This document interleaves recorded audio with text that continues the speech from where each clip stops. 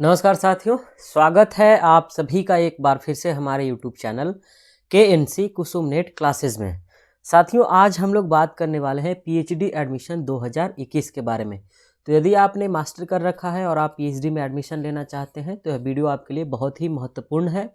और यदि आपने नेट एवं जेआरएफ कर रखा है और आप एक अच्छे विश्वविद्यालय से पीएचडी करना चाहते हैं तब आपके लिए भी यह वीडियो उतना ही महत्वपूर्ण है।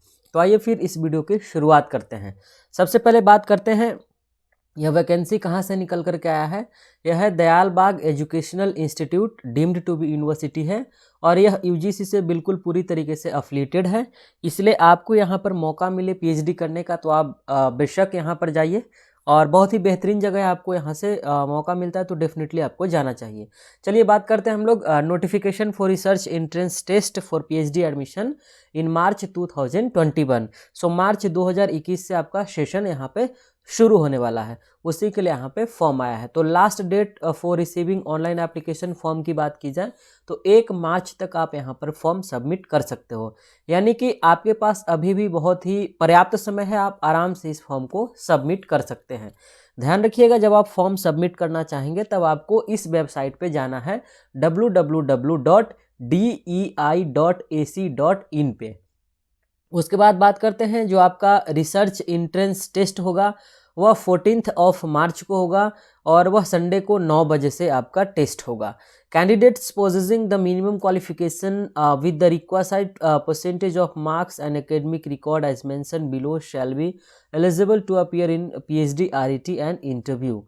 सो क्वालिफिकेशन की यदि बात की जाए तो जैसा कि भारत के सभी विश्वविद्यालय में होता है, मास्टर डिग्री में आपको मिनिमम 55% मार्क्स चाहिए और यदि आप SC ST या फिर आप फिजिकली हैंडीकैप्ड कैटेगरी से आते हैं तब आपके पास मिनिमम 50% मार्क्स होना चाहिए, यानी कि 5% मार्क्स का रिलैक्सेशन दिया जाता है।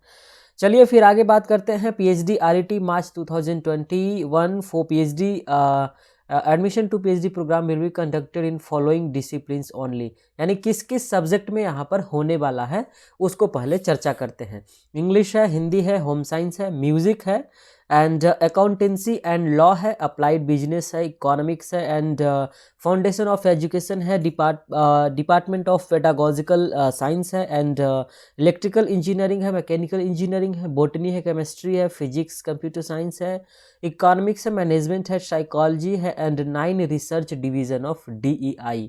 सो वह एक अलग डिपार्टमेंट है जो कि दयालबाग एजुकेशनल इंस्टीट्यूट में वहाँ पर भी रिसर्च का काम होता है। Note 1, admission will be on the availability of seats and incomplete application form will be rejected, यानी कि जब आप फॉर्म भरिएगा तो आप फॉर्म पूरा भरिएगा, कोशिश कीजिएगा कि आप किसी भी तरीके से फॉर्म को अधूरा ना छोड़ें।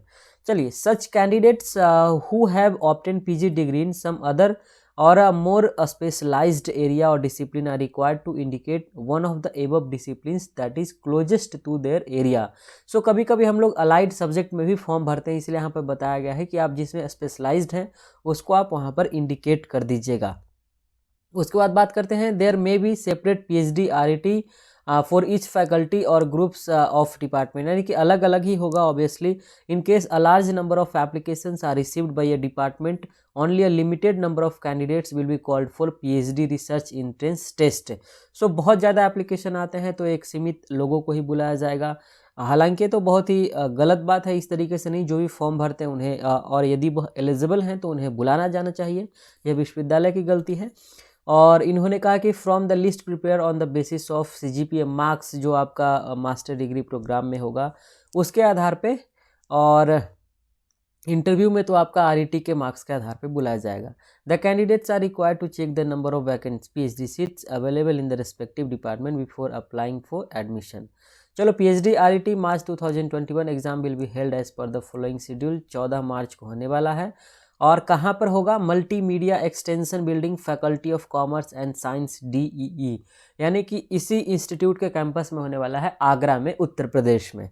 आगे बात करते हैं, जो रिटन टेस्ट होगा वह 70 मिनट का होने वाला है। 2 सेक्शन होगा। सेक्शन A में होगा रिसर्च मेथोडोलॉजी, जिससे 35 सवाल पूछे जाएंगे, और सेक्शन B आपके सब्जेक्ट स्पेसिफिक से होगा, जिसमें आपने मास्टर डिग्री हासिल की है, उससे भी 35 सवाल पूछे जाएंगे और प्रत्येक सवाल 1 नंबर का होगा। And all the questions will be of multiple choice in nature and there is no negative marking. So negative marking नहीं है।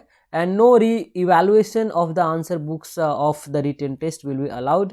इट मीन्स कि एक बार आपका चेक हो जाएगा आंसर कॉपी, तो ऐसा नहीं कि आप फिर से क्लेम कर सकते हो, ऐसा कुछ नहीं होने वाला है। चलिए, रिजर्वेशन जो उत्तर प्रदेश का जो स्टेट रिजर्वेशन पॉलिसी चलता है वही यहाँ पर लागू होगा। 70 नंबर का टेस्ट होगा, 30 नंबर का इंटरव्यू होगा और उसी के बेस पे तैयार किया जाएगा।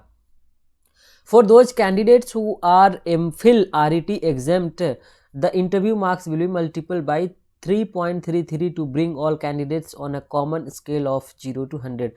It means if you have MPhil, then you are in exempted category, and for the interview the candidates are required to produce their all relevant origin certificates. ये सब तो आप समझ ही रहे होंगे।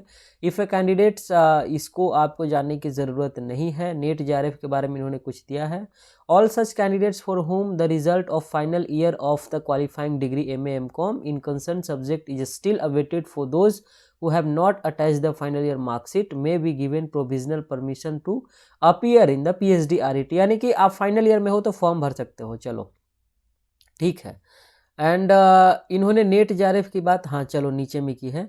The result of the PhD RET will be declared 31 मार्च को यहाँ पर रिजल्ट आपका आ जाएगा।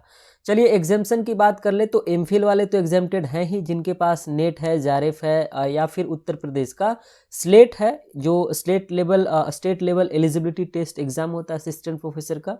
यदि आपने वह भी क्वालिफाई कर रखा है तभी आप एग्जेम्प्टेड कैटेगरी में काउंट किए जाओगे। चलो, MPhil वाले के बारे में बता दिया। और जो CSIR से किए हैं, जिनका नेट है, JRF है, DBT है, या फिर किसी भी तरीके का कोई भी नेशनल एजेंसी के द्वारा कोई फेलोशिप आपको प्राप्त है, then you are in the exempted category.